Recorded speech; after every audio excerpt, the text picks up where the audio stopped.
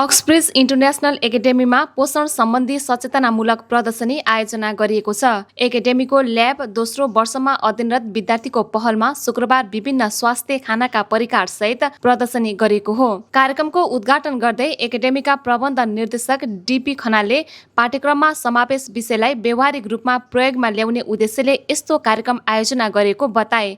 यो अहिले चाहिँ हामीले यो तपाईको न्युट्रिसनको एक्जिबिसन जुन छ यो भनेको ल्याबको दोस्रो वर्षका विद्यार्थीहरूले आफ्नो पाठ्यक्रममा भएको कुरालाई व्यवहारमा उतारेर यो पहिला आफ्नो परिवारलाई, समाजलाई, राष्ट्रलाई नै परिवर्तन गर्न चाहन्छन् यिनीहरू।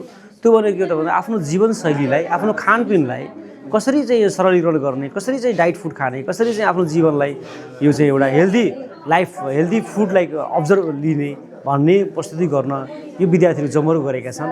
विद्यादेखि नै मैले व्यक्तिगत तर्फबाट र संस्थागत रूपमा उहाँलाई विशेष धन्यवाद दिन चाहन्छु र यसैले सम्झिन चाहन्छु सञ्चालक समिति, यसका सञ्चालकहरू हुनुहुन्छ, प्राविधिक कारणले आज आउन सक्नु भएको छैन, बाहिर हुनुहुन्छ र त्यसकारण उहाँहरूले दिएको मार्गदर्शन अनुसार आज हामी अक्सब्रिजको टिमले यो एउटा सानो एउटा चाहिँ प्रयास हामी गरेका छौँ।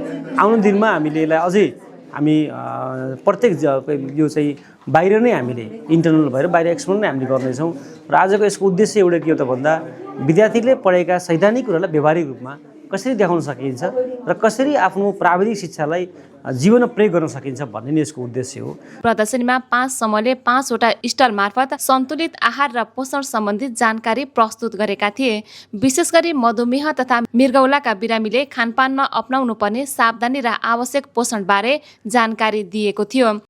रिनल डिजिज अर्थात् किडनी रोग लागेका पेसेन्टहरूले के खान सक्छ त भन्ने कुराहरूले हामीले 4 भागमा छुट्याएका छौँ। जस्तै ब्रेकफास्ट, लन्च, स्न्याक्स, डिनर। अनि यसमा चाहिँ के खान हुँदैन र के खान हुन्छ भन्ने कुराहरू पनि छ। अनि यो रुटिन सबैजना किडनी पेसेन्टले फलो गर्यो भने उनीहरूको स्वास्थ्य अझै राम्रो हुँदै जान्छ र नर्मल मान्छेहरूले पनि चिल्लो पिरो अर्थात् यस्तै खानेकुराहरू खाए रोगबाट बच्न सक्छ। हामीले चाहिँ आज विनिङ र ब्रेस्ट फिडिङको टेक्निकबारे हामीले देखाउन खोजिरहेको छौँ। यहाँ विनिङमा चाहिँ हामीले बच्चाहरूलाई 6 महिनापछि कसरी डाइटहरू पुऱ्याएर बच्चाको डेभलपमेन्टहरूमा कसरी हेल्प गर्छ भन्ने कुरालाई सो गर्न खोजेको छौँ। नेक्स्ट चाहिँ हामीले सर्वोत्तम पिठो कसरी बनाउने कुरालाई हामीले सो गर्न खोजेको, जुन चाहिँ हामीले 2 भाग अन्न भयो भने 1 भाग चाहिँ गेडागुडी हालेर बनाउन सकिन्छ। त्यसपछि हामीले चाहिँ यो ल्याच प्रब्लम भन्ने हुन्छ एउटा चाहिँ त्यो निप्पल बच्चाले राम्रोसँग गर्न सकेन भने बच्चाको वृद्धि विकास राम्रोसँग हुँदैन।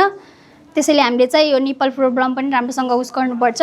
अनि त्यसपछि हाम्रो विभिन्न विधिहरू छ या ब्रेस्ट फिडिङको, जुन चाहिँ हामीले विभिन्न तरिकाबाट हामीले बच्चाहरूलाई ब्रेस्ट फिडिङ गर्न सकिन्छ।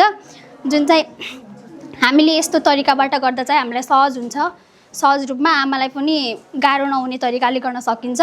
अनि त्यसैगरी बालबालिकाको वृद्धि विकास, आमाको पोषण तथा शरीरका लागि आवश्यक carbohydrate, protein, mineral, vitamin, fibre र फ्याट सम्बन्धी सन्तुलित पोषण योजना समेत प्रदर्शनीमा समेटिएको थियो। अक्सब्रिज इन्टरनेसनल एकाडेमीमा हाल ल्याब, एचए, सिभिल र एग्रिकल्चर विषयमा अध्ययन भइरहेको छ।